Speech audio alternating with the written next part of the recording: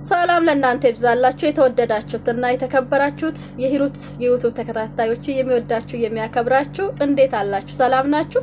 ሰላማችሁን ያብዛላችሁ። ባላችሁበት ቦታ ሁሉ ጌታ ይጠብቃችሁ፣ ሀገራችንን ሰላም ያደርገን።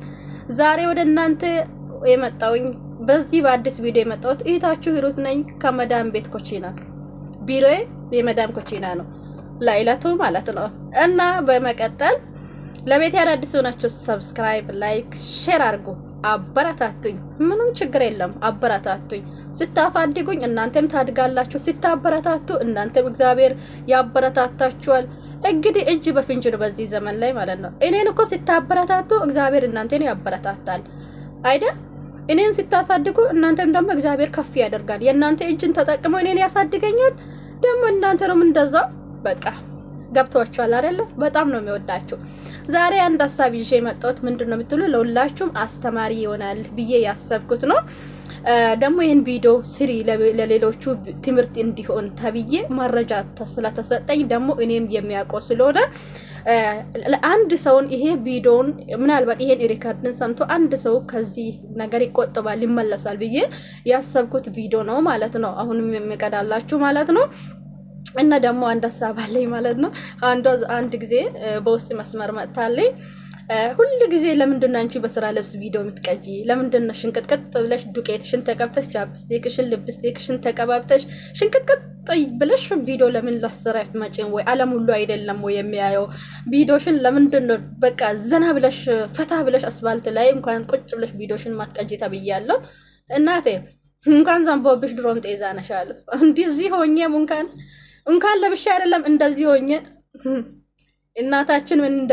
እናታችን ምን አይል ልባቸው አንጀታቸው እርር እንደሚል አንቺም ታውቂያለሽ አይደል? እና እንግዲህ ያው እዚህ ጋር እኔ የስራ ልብስም ለብሼ ብመጣም ሸንቀጥቀጥ ብዬም ብመጣም እዚህ ጋር እኔ ሊመረጥ አይደለም የመጣሁት ከእናንተ ጋር ልጫወት ነው እንጂ ሊመረጥ አይደለም። በጀመራም እኔ ተመርጫለሁ፣ መስመር ይዣለሁ፣ ተቀምጫለሁ፣ አልፌያለሁ። እዚህ ውስጥ አሁን እኔን የሚመርጠኝ የለም። እኔ አሮጊቶኛለሁ ማለት ነው። እና ምን ልላችሁ ነው፣ ቪዲዮ ሪካርዱ እየሄደ ነው። አንዷ ምን እንዳለችኝ ታውቃላችሁ? ጓደኛዬ ናት፣ የቅርብ ጓደኛዬ፣ ምስጥረኛዬ ናት ማለት ነው። ከእግዚአብሔር በታች ምስጥራችን የማንደባበቅ ወደ ጓደኛዬ ናት። በሶሻል ሚዲያ ላይ ነው የታወቅነው። ስለዚህ በጣም እንግባባለን፣ በጣም ደግሞ እንዋደዳለን። ስለዚህ አንደኛ ጓደኛዬ እኔ ያው ባለትዳርም ስለሆንኩ ወጣት ስለሆነች እኔን አንድ ነገር ለማማከር ወደ እኔ መጣች። ያው ያለፈ ሰው ካለፈው ነገር ያው አንዳንድ ነገር ይማራል አይደ ወላ ነው ወላ እና እንግሊዝኛ ተውት። እና ምን ልላችሁ ፈልጌ ነው፣ አንዱን ልጅ በፌስቡክ ትታወቃለች። አንድ እህቴ ከአንድ ልጅ ጋር በፌስቡክ ትጠባበሳለች። በአጭሩ አማርኛ ከተጠባበሱ ወደ 2 ወር ነው 3 ወር ገደባ ይዘዋሉ። አንድ ብላ ሲጀምር እኔን አማክረኛለች። ሂሩት አለችኝ። ወይ አልኳት። ከአንድ ልጅ ጋር በፌስቡክ ታውቂያለሁ፣ ግን በቋንቋም በአገርም በሰፈራ በአካባቢውም አንድ ሰፈር አይደለንም። በአገራችንም የተለያየ ሀገር ነው። በቋንቋም አንግባባም። በእርግጥ ግን ያው የተለያየ ሀገር ብንኖርም እንግዲህ ኢትዮጵያው ነው። ስለዚህ በጣምም ወዶኛል፣ በጣምም ወድጃለሁ።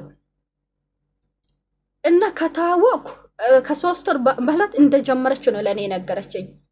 እና በጣም ቅርብ ጊዜ ነው የታወቅኩት። አሁን ከታወቅኩት በኋላ በቃ እየተናገር እየተጫወት በፌስቡክ በኮሜንት እየተጻጻፍ አንድ ኃይል ከቆየ ነው በኋላ በሜሴንጀር ቁጥራችን ተለዋውጠን በጣም ጥልቅ ያለ ፍቅር ውስጥ ላይ ገባን ሁለታችንም አለችኝ። በጣም ወድጄዋለሁ፣ ምስጢሩን አትደብቀኝም። በጣም ወድጄዋለሁ፣ እሱም በጣም ወዶኛል። ምን ይሻለኛል አለችኝ። መጨረሻ ላይ ያለውን ጉድ ልነግራችሁ ነው። ጆሮአችሁን ከፈት አድርጋችሁ ስሙኝ ማለት ነው። እንደዚህ ብላ ስታማክረኝ ውዴ ያልኳት፣ በፌስቡክ ነው የታወቅሽው? አው። አገሩ የት ነው? አገሩ እንደዚህ አይነት አገር። አገሩን እዝገለጡ ልጠቅስ አልፈልግም። አገሩ እንደዚህ አይነት አገር ነው። እሺ ቤተሰቡን ታውቂያለሽ? አላቅም። እዚህ ጋር ዘመዶቹን ምናምን አስታውቆሻል? ወንድሞቹን እህቶቹን አስታውቆሻል? አላስታወቀም። አንቺስ? እኔም እሱ ካላስታውቀኝ እንዴት አድርጌ አስታውቃለሁ? እኛ ሁለታችንም ከተዋድነን ሰው ማወቁ ቤተሰብ መታወቁ ለምን ያስፈልጋል? በጣም ወዶኛል፣ ደግሞ ሚሎልኛል።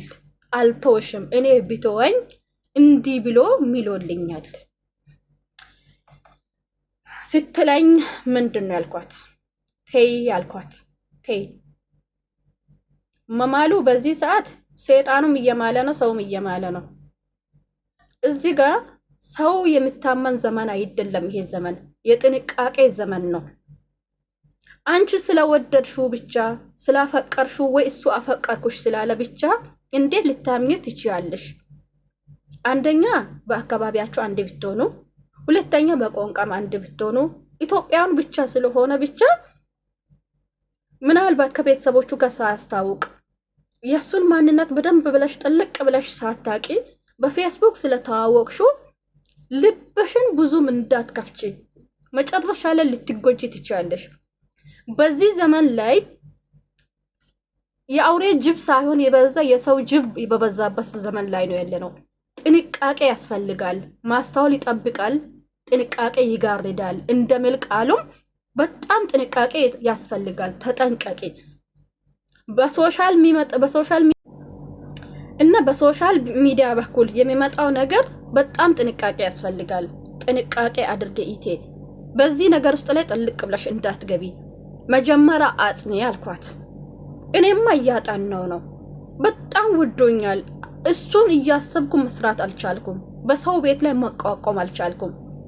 የእሱን ድምፅ ካልሰማው እራሱ መቋቋም አልችልም። እሱም እንደዚህ ጠዋት በቀን ቢያንስ 3-4 ካልተደዋወል መቋቋም አንችልም ስትለኝ ይሄ ፍቅር ሳይሆን ይሄ ፍቅር አይደለም። ተይ ተጠንቀቂ። እሱ ወንድ ልጅ ነው፣ ችግር የለውም። ግን አንቺ ሴት ስለሆንሽ ብዙ ልትጎጂ ትችያለሽ እያልኩት ሄደች። በቃ እየተነጋገሩ በቃ እየተፋቀሩም እየተነጋገሩም እሺ ነው ያለችው። ግን እሺ ብላ ተውሽ ወይስ ምን? የት ደረሽ? እንዴት ሆንሽ ብዬ ስጠይቅ ኧረ የባሰ ፍቅር ውስጥ ላይ ጥልቅ ብለን ገብተናል አለችኝና ከዛ እሺ በቃ ቀጥሎ እኔ የኢታዩን ምክሩን ነግሬሻለሁ። ተጠንቀቂ፣ ጥንቃቄ አድርጊ። እንደዚህ ጥልቅ ብለሽ ገብተሽ በኋላ ላይ እንዳትጎጂ። በቀን 6-5 የሚደውለው ሰውዬው ለጤና እንዳይመስልሽ፣ መጨረሻ ላይ ጉድ አለ የዚህ ነገር ብዬ ስነግራት በቃ እንግዲህ ከራሱ የበለጠ ምንድን ነው የሚባለው።